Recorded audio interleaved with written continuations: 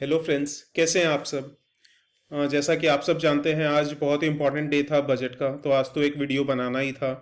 तो सबसे पहले ये डिस्कस करते हैं, या इनफैक्ट पहले ये बता देता हूँ कि ये वीडियो कैसे ऑर्गेनाइज्ड है। पहले तो बेसिकली मैंने एक वो फ्रेमवर्क बताया है जो मैं पर्सनली यूज़ करता हूँ किसी भी कंपनी को या स्टॉक को सिलेक्ट करने के लिए, इन्वेस्टमेंट पर्पस के लिए। सेकंड, फिर उसी फ्रेमवर्क को बजट से रिलेट करेंगे और फिर डिस्कस करेंगे आज का बजट क्या था, उसके की पॉइंट्स। और फाइनली कुछ ऐसे सेक्टर्स एंड स्पेसिफिकली कुछ ऐसी कंपनीज जो आज के बजट में लॉन्ग टर्म में बेनिफिट मिल सकता है इन कंपनीज को। तो चलिए स्टार्ट करते हैं आज का video. And first of all, पहले तो डिस्क्लेमर कि भैया मैं जो भी कंपनीज यहाँ बताता हूँ आप लोगों को, वो बेसिकली एक इन्वेस्टमेंट एडवाइस नहीं है। आप प्लीज़ अपने खुद की स्टडी करिए या फाइनेंशियल एडवाइज़र से एडवाइस लेकर ही इन्वेस्ट करिए। और सेकेंड ऑफ ऑल, मैं जो भी कंपनी सजेस्ट करता हूँ, मैं स्विंग ट्रेड के लिए कंपनी सजेस्ट नहीं करता हूँ। पर्सनली मैं बहुत कम स्विंग ट्रेड करता हूँ जब मेरा बहुत ज़्यादा कन्विक्शन होता है। बट अदरवाइज मैं मोस्टली लॉन्ग टर्म या एटलीस्ट 1-2 साल 3 साल के लिए तो इन्वेस्ट करता हूँ। तो आप अगर ये सोचेंगे कि किसी भी कंपनी को आज मैं सजेस्ट कर रहा हूँ और अगले दिन या नेक्स्ट वीक ही वो 10% 20% बढ़ जाएगी, तो ऐसा होता नहीं है स्टॉक मार्केट है। इनफैक्ट मैं क्या कोई भी प्रिडिक्ट नहीं कर सकता अनटिल अनलेस वो खुद ही ऑपरेटर है या उसके पास हद से ज़्यादा कैपिटल है जिससे वो खुद उस कंपनी के स्टॉक प्राइस को मूवमेंट दे सकता है। अदरवाइज कोई प्रिडिक्ट नहीं कर सकता कि नेक्स्ट डे मूवमेंट क्या होगा।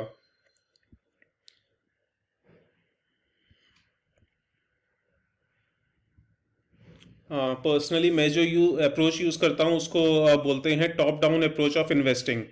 इसमें बेसिकली तीन चीज़ पे फोकस करते हैं। सबसे पहले तो मैं किसी भी कंपनी में इन्वेस्ट करने से पहले ये देखता हूँ, पहले मैक्रो फैक्टर बहुत इंपॉर्टेंट है। बेसिकली पूरी इकॉनमी कैसे परफॉर्म कर रही है। बट जैसा अपने जानते हैं, नेक्स्ट 10 ईयर्स के लिए इंडियन इकोनॉमी वर्ल्ड में फास्टेस्ट ग्रोइंग बन सकती है या चाइना को ओवरटेक शायद ऑलरेडी कर चुकी है। एंड आई थिंक ये सस्टेन भी कर पाएगी। तो इंडियन इकोनॉमी, इसमें कोई डाउट्स नहीं है कि बहुत अच्छा कर रही है। सेकेंड ऑफ ऑल, और मैक्रो फैक्टर्स में बहुत सारे अलग अलग फैक्टर्स आते हैं, जैसे फॉर एग्जांपल पॉलिटिकल सिचुएशन। जिस जैसे फॉर एग्जांपल मिडिल ईस्ट है या कुछ साउथ अमेरिकन कंट्रीज हैं जहाँ अफ्रीकन कंट्रीज हैं जहाँ ऑलरेडी बहुत सिविल वॉर वगैरह चलती है, तो वहाँ पे बहुत अच्छे रिटर्न्स एक्सपेक्ट करना पॉसिबल नहीं है। बट इंडियन पॉलिटिकल सिस्टम काफ़ी हद तक स्टेबलाइज्ड है और इस वजह से नेक्स्ट ईयर 10 ईयर्स के लिए इंडियन इकोनॉमी का फ्यूचर बहुत ब्राइट लगता है। एंड सेकेंड ऑफ ऑल, सबसे एक बहुत बड़ा इंपॉर्टेंट फैक्टर है कॉलिशन गवर्नमेंट। कॉलिशन गवर्नमेंट अगर नहीं बनती है तो ये एक बहुत बड़ा एडवांटेज होता है। मैं किसी ऑब्वियसली अपने वीडियो में किसी भी पार्टी को सपोर्ट नहीं करूंगा या पॉलिटिकल व्यूज़ नहीं दूंगा, क्योंकि मैं नहीं चाहता मेरे कोई भी सब्सक्राइबर्स भाग जाए मेरे पॉलिटिकल व्यूज़ सुन के। बट कहने का मतलब ये है कि 2024 में जो लोकसभा इलेक्शंस है उसमें जो भी पार्टी आए एटलीस्ट मेजॉरिटी में आए, ताकि कोई भी जो पॉलिसी इंड्रेंसेस होती हैं या कोई भी पॉलिसी इंपॉर्टेंट रिफॉर्म्स कहीं भी स्टक नहीं हो पाए कोलिशन की वजह से। वैसे ही मैक्रो फैक्टर्स, जैसे फॉर एग्जांपल अभी आरबीआई इंटरेस्ट रेट्स बढ़ाने वाली है, तो इससे कुछ सेक्टर्स में इम्पैक्ट पड़ सकता है। तो इस चीज़ पे आप ध्यान दीजिए। फॉर एग्जांपल अगर इंटरेस्ट रेट बढ़ते हैं तो आपकी ईएमआईज महंगी हो जाएगी। तो ईएमआईज कहाँ यूज़ होती है मोस्टली? घर लेने में। तो रियल एस्टेट पे के ऊपर इम्पैक्ट, नेगेटिव इम्पैक्ट पड़ सकता है। ऐसे ही ड्यूरेबल गुड्स जैसे वॉशिंग मशीन, ऑटोमोबाइल्स या इन सब के ऊपर फ़र्क पड़ सकता है। तो ये सब फैक्टर्स हैं जो बहुत ज़्यादा कंसिडर करते हैं। उसके बाद एवरेज इनकम, जीडीपी कैसे स्पीड से ग्रो कर रही है, एवरेज इनकम कितनी बढ़ रही है, मिडिल क्लास ग्रो कर रहा है या नहीं। तो ये सब मैक्रो फैक्टर्स हैं, बट इन सब को लेकर इंडियन इकोनॉमी अभी काफ़ी हद तक पॉजिटिव है। उसके बाद सेक्टर स्पेसिफिक, कौन से सेक्टर्स अच्छे करने वाले हैं और कौन से सेक्टर अच्छे नहीं करने वाले हैं। जैसे फॉर एग्जांपल अभी एक ऐसा सेक्टर जो मैंने काफ़ी देखा, काफ़ी एक्सपर्ट सजेस्ट कर रहे हैं, इंश्योरेंस सेक्टर। इसमें ICICI Lombard, HDFC life, SBI life, ऐसी बहुत सारी कंपनीज है जो इन्वेस्टर एक्सपर्ट्स रिकमेंड कर रहे हैं इन्वेस्टर्स को बाय करने के लिए। मैं अभी तक किसी भी कंपनी, इन सब कंपनीज में इन्वेस्टेड नहीं हूँ, बट मैं भी बुलिश हूँ फ्यूचर के लिए। बट एज ऑफ नाउ मुझे लगता है इंडियन पॉपुलेशन की एवरेज इनकम या मेजॉरिटी जो लोग हैं उनकी इनकम इतनी नहीं हुई है कि वो लोग एनुअली या मंथली एक फिक्स्ड अमाउंट ऑफ प्रीमियम पे कर सके। तो अभी एज ऑफ नाउ मैं बुलिश नहीं हूँ। तो मे बी कुछ साल बाद मैं इस सेक्टर में आऊँगा, बट ये मेरा पर्सनल ओपिनियन है। तो हाँ, आपकी जो भी डिसीजन लगे ऑब्वियसली, ये सब जैसे HDFC लाइफ या SBI लाइफ, ये सब कंपनी बहुत बहुत ग्रेट है, बट फ्रैंकली वो एक क्या बोलते हैं इडियोसिंक्रेसी है कि मेरी भैया इंश्योरेंस सेक्टर में जाना ही नहीं है, तो मैं इन कंपनीज को स्टडी ही नहीं कर पाया हूँ। बट कभी फुर्सत मिलेगी तो इन सब कंपनीज को देखूंगा और मे बी फिर शायद इन्वेस्ट करूँ, और उसके बाद फिर कंपनी बहुत इंपॉर्टेंट हो जाती है, क्योंकि अगर पूरी इकॉनमी डाउन ट्रेंड में होगी तो भैया कोई भी कंपनी हो, कोई कंपनी या सेक्टर नहीं बचेगा। उसके बाद अगर इकॉनमी ठीक है, उसके बाद सेक्टर अच्छा है, तो फिर उस सेक्टर में किस फर्म को चूज करना है ये बहुत इंपॉर्टेंट हो जाता है। उसमें फिर उसके फाइनेंशियल्स कैसे हैं, मैनेजमेंट कैसी है, फ्रॉड एलिगेशंस है या नहीं, वगैरह वगैरह कंपनी स्पेसिफिक फैक्टर्स बहुत मैटर करते हैं। तो चलिए, बजट आप मोस्टली काफ़ी लोग अभी तक बजट सुन चुके होंगे या फिर न्यूज़ चैनल्स देख के पता लग गया होगा कि क्या क्या मेन पॉइंट्स हैं। क्रिप्टोज के ऊपर 30% टैक्स लगा फ्लैट रेट से, कैपेक्स स्पेंडिंग बहुत ज़्यादा इंक्रीज हुई है, इंफ्रास्ट्रक्चर पे बहुत ज़्यादा फोकस है, north east mountains rural areas पे बहुत ज़्यादा कनेक्टिविटी पे फोकस किया गया है। वहाँ जो रिमोट एरियाज़ हैं उनको बहुत ज़्यादा कनेक्ट करने की कोशिश की जाएगी फ्यूचर में, रोड से और टेक्नोलॉजी से, कम्युनिकेशन से। और जो ईवीज़ को रिलेटेड, जो ईवी में सबसे बड़ी प्रॉब्लम है एडॉप्शन में, वो है बैटरी की, कि बैटरी की रेंज कम होगी और हर जगह इलेक्ट्रिक चार्जिंग स्टेशंस खड़े करने पॉसिबल नहीं है। तो बैटरी स्वैपिंग पॉलिसी भी गवर्नमेंट लाने वाली है, तो ये ईवी इंडस्ट्री के लिए बहुत बड़ा पॉजिटिव फैक्टर है मेरे हिसाब से। काफ़ी लाखों घर में टैप वाटर पहुंचाने का प्लान है। उसके बाद local manufacturing of solar modules पे ध्यान दिया गया है, और एक गवर्नमेंट अनब्लेंडेड फ्यूल पे शायद 1 अक्टूबर से ₹2 पर लीटर की एडिशनल ड्यूटी चार्ज करने वाली है। तो देखते हैं इन सब फैक्टर से कौन कौन से सेक्टर्स के ऊपर इम्पैक्ट पड़ेगा।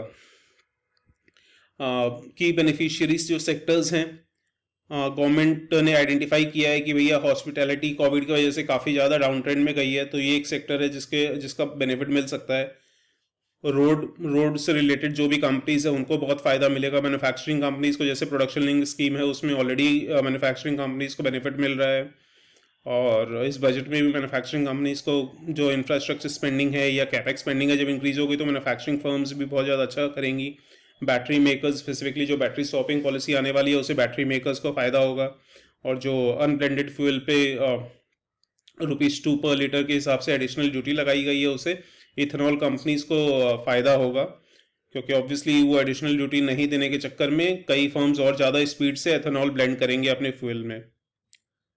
तो बट ये चीज़ का ध्यान रखिए कि बजट जो था ये अभी बहुत ज़्यादा स्पेसिफिक नहीं था, ये बेसिकली एक लॉन्ग टर्म के लिए, मे बी 10, 15, 20 ईयर्स के लिए एक विजन था। पर्सनली बजट कुछ ज़्यादा स्पेसिफिक होता है, बहुत ज़्यादा स्पेसिफिक प्लान्स होते हैं, अमाउंट्स होते हैं, बट आज का बजट जैसे मैंने सुना अमाउंट्स बहुत बहुत रेयरली यूज़ किए गए, स्पेसिफिक पॉइंट्स नहीं यूज़ किए गए, बट विजन बहुत अच्छा था। इसमें कोई डाउट्स नहीं है कि किसी भी इकोनॉमी को बहुत स्पीड से ग्रो करना है, लॉन्ग टर्म के लिए ग्रो करना है, सस्टेन करना है, तो इंफ्रास्ट्रक्चर, फाइनेंशियल इंस्टीट्यूशन, इन सब पे इन्वेस्टिंग बहुत ज़रूरी है। तो इस हिसाब से पॉजिटिव था। और सबसे इम्पोर्टेंट कि भैया अपने जैसे लोगों के ऊपर टैक्स नहीं बढ़ा, तो ये बहुत इंपॉर्टेंट चीज़ है। जैसे फॉर एग्जांपल मार्केट डाउन हो रहा था ये सोच के कि LTCG long term capital gain पे टैक्स बढ़ सकता है, बट ऐसा कुछ नहीं हुआ, thank God. Obviously tax slab में तो कोई फ़र्क नहीं आया, बट एटलीस्ट कोई बैड न्यूज़ नहीं थी। तो मेरे लिए तो यही सबसे पॉजिटिव चीज़ है, क्योंकि इलेक्शंस होने वाले हैं, तो गवर्नमेंट कुछ भी ऐसी पॉलिसीज़ ला सकती थी जिससे जैसे फार्मर्स और पुअर पीपल या जो गरीब लोग हैं उनका सपोर्ट मिल सके। बट गवर्नमेंट ने काफ़ी अच्छा बैलेंस मेंटेन किया और काफ़ी हद तक इसी वजह से वेग रखा बजट को, ताकि किसी को समझ में ही ना आए। क्योंकि अगर बहुत ज़्यादा गवर्नमेंट पॉपुलिस्ट बजट लाती तो उससे क्या होता कि गवर्नमेंट के पास खुद इतने फंड्स नहीं रहते जो लॉन्ग टर्म डेवलपमेंट या लॉन्ग टर्म ग्रोथ के लिए काम कर सके। और एट द सेम टाइम अगर रिफॉर्मिस्ट बजट होता, बहुत ज़्यादा रिफॉर्म्स लाती, तो जो गरीब लोग हैं वो खपा हो जाते, फार्मर्स खपा हो जाते, तो इससे बहुत बड़ी प्रॉब्लम होती गवर्नमेंट को इलेक्शंस में। तो काफ़ी हद तक अच्छा बैलेंस किया गया है।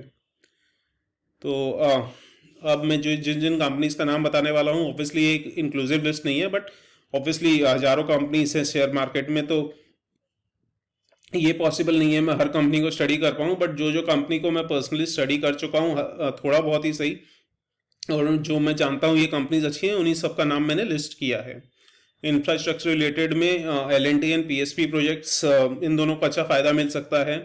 L&T तो ऑब्वियसली सब जानते हैं। PSP प्रोजेक्ट मुझे बहुत अच्छी कंपनी लगती है पर्सनली। अभी मैं इन्वेस्टेड नहीं हूँ, but I am planning to invest in it. इसके दिसंबर के रिजल्ट्स बहुत अच्छे रहे हैं, कंपनी बहुत रीजनेबल वैल्यूएशन पे अभी है।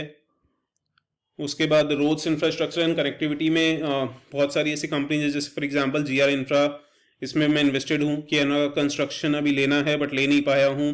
मान इंफ्रा भी बहुत अच्छी कंपनी है, इनफैक्ट मान इंफ्रा मैं बहुत जल्दी ही लेने वाला हूँ। तो ये तीनों कंपनीज हैं जो मुझे रोड इंफ्रास्ट्रक्चर में अच्छी लगती हैं। और उसके बाद वाटर, जो टैप वाटर घर घर पहुंचाने का प्लान है गवर्नमेंट का, उससे दो कंपनीज जो मैं जानता हूँ उसको बेनिफिट मिल सकता है। आयन एक्सचेंज, इसमें मैं पर्सनली इन्वेस्टेड हूँ, लेकिन अभी लॉस में हूँ क्योंकि मैंने काफ़ी हाई प्राइस पे बुक कर लिया था। हाँ, काफ़ी हाई प्राइस पे ये कंपनी ले ली थी, बट कंपनी का फ्यूचर बहुत अच्छा है। हाँ, थोड़ा टाइम जरूर लग रहा है। और अभी रिसेंट में दिसंबर क्वार्टर में मैंने डेटा देखा है, FIIs और DIIs ने अपनी होल्डिंग इंक्रीज की है। इसी के कंपैरिजन में VA टेक वबाग लिमिटेड भी बहुत अच्छी कंपनी है, इसमें भी FIIs ने अपनी होल्डिंग इंक्रीज की है।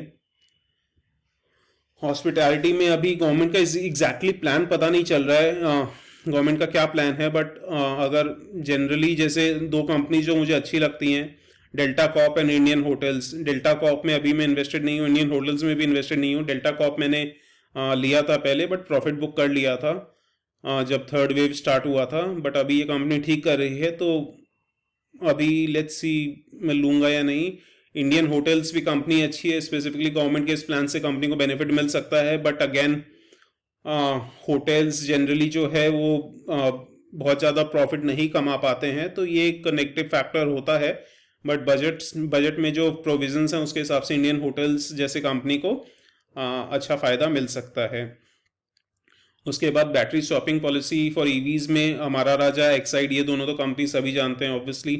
शायद ये दोनों कंपनीज ही बहुत टाइम से अच्छा परफॉर्म नहीं कर रही है, और मैं पर्सनली इन दोनों में ही अभी इन्वेस्टेड नहीं हूँ। गुजरात फ्लोरोकेमिकल्स, मैंने एक पिछले वीडियो में अच्छे से डिस्कस भी किया था इस कंपनी को, और अभी इसके दिसंबर के रिजल्ट्स भी आए हैं तो बहुत अच्छे रहे हैं। आज भी इस कंपनी ने 6% अप मारा है, तो कंपनी अभी काफ़ी रैपिडली इसका स्टॉक प्राइस काफ़ी रैपिडली राइज भी कर रहा है। बट लॉन्ग टर्म के लिए, क्योंकि स्पेसिफिकली जो इसका EV बैटरीज पे फोकस है उसके हिसाब से, और इसका परफॉर्मेंस भी बहुत अच्छा रहा है, तो ये कंपनी बहुत रैपिडली ग्रो कर रही है। फ्यूचर के लिए मैं बहुत बुलिश हूँ, बट कहीं ना कहीं अभी जो वैल्यूएशन है वो थोड़ा ज़्यादा है, और रिसेंटली बहुत ज़्यादा प्राइस मूव कर गया है। बट अगेन शॉर्ट टर्म में कुछ भी प्रेडिक्ट करना बहुत मुश्किल होता है।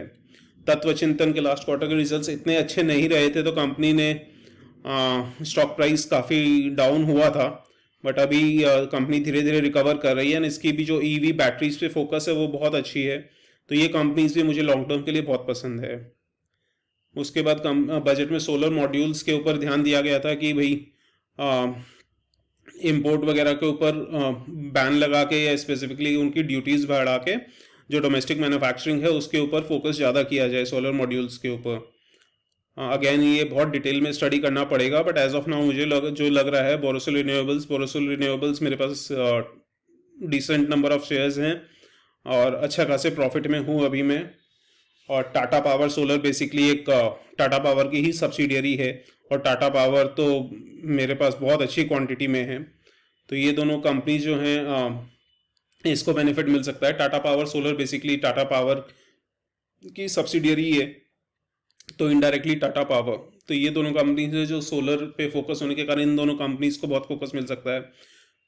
अभी रिसेंट में काफ़ी कंपनीज के नाम सुनने में आए हैं, बट पर्सनली मैंने स्टडी नहीं किया है, जैसे फॉर एग्जांपल सुजलॉन एनर्जी या ऊर्जा समथिंग, बट मैंने देखा नहीं है, तो मैं उनके ऊपर कुछ कमेंट नहीं कर सकता अभी। बट अगर आप लोग चाहते हैं ऐसी किसी कंपनीज के नाम, तो आप प्लीज़ कमेंट करिएगा। अगर किसी कंपनी के ऊपर ज़्यादा कमेंट आते हैं, उस कंपनी को मैं अच्छे से ज़रूर स्टडी करके एक वीडियो बनाऊंगा। और आज ही मैं अपने डिस्क्रिप्शन में या जो मेरे चैनल की अबाउट सेक्शन है वहाँ पे अपनी ईमेल आईडी अपडेट कर दूंगा, न्यू ईमेल आईडी, जहाँ आप लोग मुझे अपना पोर्टफोलियो भेज सकते हैं, और मैं अपना ओपिनियन, ऑनेस्ट ओपिनियन जितना जल्दी हो सकेगा आप लोग को बता दूंगा रिप्लाई करके। तो चलिए आज का वीडियो यहीं एंड करते हैं। थैंक यू सो मच, और ऐसे ही सपोर्ट करते रहिए। Thank you.